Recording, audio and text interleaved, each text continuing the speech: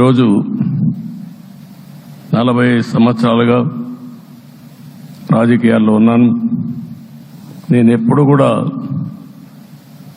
రాగద్వేషాలకు అతీతంగా రాజ్యాంగంలో ఏదైతే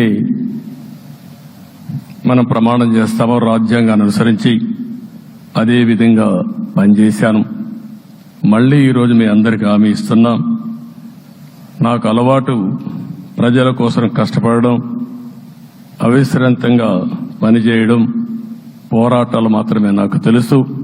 ప్రజాహితం మాత్రం తెలుసు. తప్పకుండా దాన్ని నిలబెట్టుకుంటా. ఇన్ని దశాబ్దాలుగా కూడా ప్రతి అడుగు కూడా మీరు ఒకసారి చూస్తే ప్రతి ఆలోచన, తపన అన్ని కూడా ప్రజల కోసమే చేశాం. ఈరోజు మనకిచ్చింది ప్రజల అధికారం కాదు, ఇది ఒక పవిత్రమైన అత్యున్నతమైన బాధ్యత మనకు అప్పచెప్పారు. ఈ విషయం అనుక్షణం ప్రతి ఒక్కరూ మనం గుర్తుపెట్టుకోవాల్సిన అవసరం ఉంది. నేను 14 సంవత్సరాలు దగ్గర ముఖ్యమంత్రిగా ఉన్నాను. 15 సంవత్సరాలు ప్రతిపక్ష నాయకుడిగా పనిచేశాను. ఎన్నో సవాళ్లు చూశాను, ఎన్నో సంక్షోభాలు చూశాను.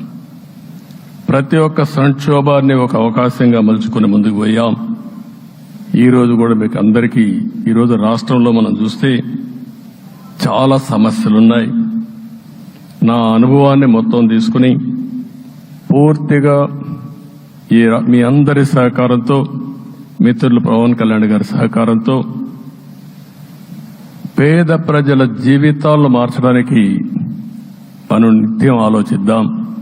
అది చేసి మన నిజాయితీని, మన కృతజ్ఞతని ప్రజలకు తెలియజేద్దాం. అందుకని ఇంకొక పక్క మీరు ఆలోచిస్తే రాష్ట్రం పూర్తిగా శిథిలమైపోయింది.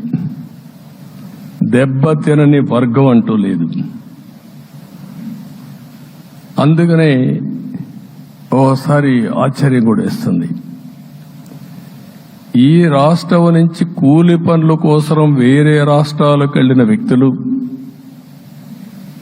సొంత డబ్బులు పెట్టుకుని వాళ్ళ యొక్క ఫుడ్ కూడా పాకెట్స్ తయారు చేసుకుని వచ్చి ఓటేసి మళ్లీ వెళ్లారు. ఇది ఊహించని పరిణామం. ఇక్కడుండేవాడు ఓటేయడం ఒక ఎత్తైతే, పేదవాడు చిన్న చిన్న పనులు చేసుకునేవాడు కూడా వచ్చి ఓటేశారు. ఎక్కడో అమెరికా, ఆస్ట్రేలియా, ఆఫ్రికా విదేశాల్లో ఉండే ఎన్ఆర్ఐస్ అయితే లక్షల రూపాయలు ఖర్చు పెట్టుకొని వచ్చి పనిచేశారు. లక్షల రూపాయలు ఖర్చు పెట్టుకొని వచ్చి మనకు ఓటేశారు. నా జీవితంలో ఎన్నోసార్లు ఎన్నికలు చూశాను, కానీ ఈసారి ఒక బాధ్యతతో ఓటర్స్ ప్రవర్తించిన తీరు శాశ్వతంగా తెలుగు జాతి చరిత్రలో మిగిలిపోతుంది. అది ఈరోజు జరిగిన విషయం మనం గుర్తుపెట్టుకోవాలి.